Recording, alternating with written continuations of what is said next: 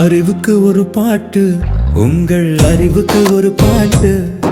அறிவை அறிந்த அறிவில் விளைந்த ஆனந்தம் இப்பாட்டு. அறிவின் சக்திகள் 13 சொல்லுமே இந்த பாட்டு.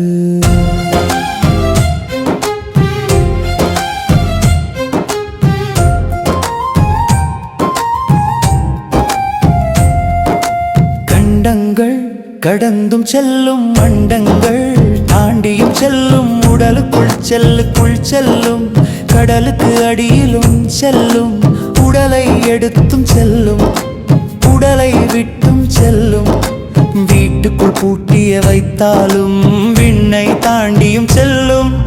நினைத்தால் போதும் எங்கும் செல்லும், நடந்து செல்லும், நீந்தி செல்லும், பறந்து செல்லும், பாய்ந்து செல்லும். மனதினை கடந்து அமைதியில் கடைந்து வெட்ட வெளிவரை செல்லும்.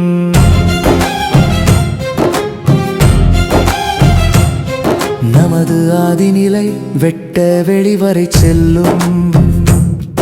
எங்கும் செல்லும் சக்தி, இதுவே அறிவின் 3ஆம் சக்தி.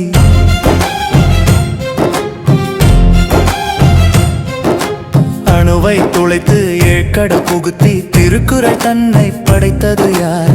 அறிவு அறிவு அறிவு. மனதை கொள்ளையடிக்கும் சித்திரம் தன்னை படைத்தது யார்? அறிவு அறிவு அறிவு. காலத்தை வெல்லும் கலைநயமிக்க சிலைகள் தன்னை படைத்தது யார்? அறிவு அறிவு அறிவு. கண்ணில் காணும்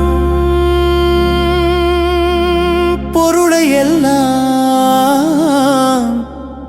படைத்தது மனிதன் அறிவு. எல்லாம் படைத்தது கடவுள், உயிரை படைத்தது கடவுள் என்ற கருத்தை படைத்தது மனிதன். மனிதனை மனிதன் படைத்தானா? இல்லை, பிரம்மா மனிதனை படைத்தானா?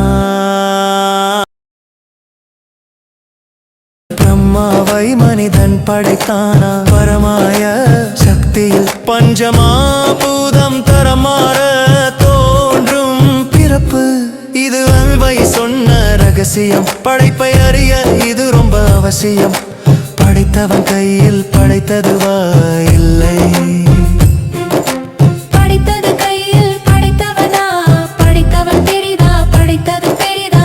இதை அறிந்தவர் உண்டா? சொன்னவர் உண்டா? எதையும் படைக்கும் சக்தி இது அறிவின் 4ஆம் சக்தி. அறிவுக்கு ஒரு பாட்டு, உங்கள் அறிவுக்கு ஒரு பாட்டு. அறிவை அறிந்த அறிவில் விளைந்த ஆனந்தம் இப்பாட்டு. அறிவின் சக்திகள் 13 சொல்லுமே இந்த பாட்டு.